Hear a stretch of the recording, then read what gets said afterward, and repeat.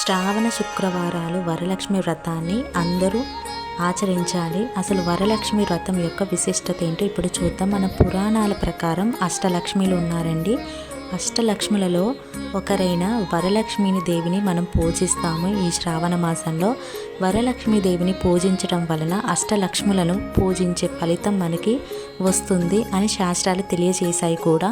జ్యోతిష శాస్త్ర ప్రకారం మానవుల జీవితంలో దుఃఖాలు, కష్టాలు, ఇబ్బందికర పరిస్థితులు, క్లిష్టమైన పరిస్థితులు కూడా ఏర్పడితే ఆ పరిస్థితి నుంచి బయటకు రావడానికి ఈ వరలక్ష్మి వ్రతాన్ని మించిన వ్రతం లేదని మన పురాణాల ప్రకారం శాస్త్రవేత్తలు కూడా తెలిపారనమాట.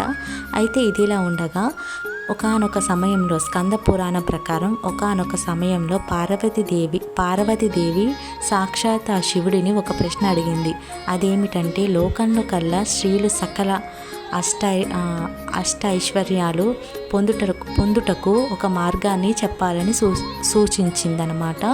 లోకంలో స్త్రీలు సకల ఐశ్వర్యాలతో పుత్రాదులను పొందేటటువంటి వీలున్న ఏదైనా వ్రతాన్ని చెప్పాలని పార్వతీదేవి అడగగా పరమేశ్వరుడు వరలక్ష్మి వ్రతం గురించి స్కంద పురాణంలో చెప్పారనమాట.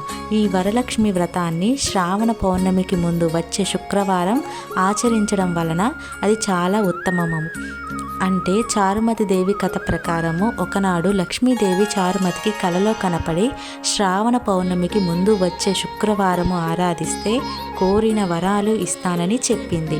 ఇదిలా ఉండగా ఇలా శ్రావణ పౌర్ణమికి ముందు వచ్చే శుక్రవారము వరలక్ష్మి దేవిని ఆరాధించడం వలన చారుమతి దేవి సమస్త సిరి సంపదలు అందుకోవటం వలన వరలక్ష్మి వ్రతాన్ని శ్రావణ పౌర్ణమికి ముందు వచ్చే శుక్రవారం చేయటం ఆచరణముగా వస్తుంది అన్నమాట.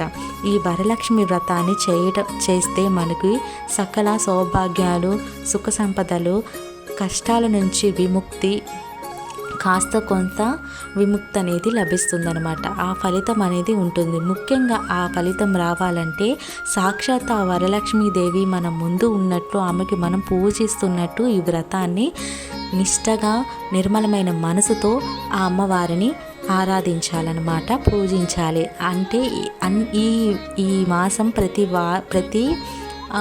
వారం ముఖ్యమైనది, ప్రతి తిథి ముఖ్యమైనది. సోమవారం నాడు శివారాధన, మంగళవారం నాడు శక్తి ఆరాధన అంటే మంగళగౌరి వ్రతం అనమాట. బుధవారం నాడు విష్ణు భగవానుడిని, శుక్రవారం నాడు లక్ష్మీదేవిని ఆరాధించడం వలన ఈ శ్రావణ మాసం శివకేశవులకు అనే భేదం లేకుండా శివుడిని ఆరాధించినట్లు అవుతుందన్నమాట.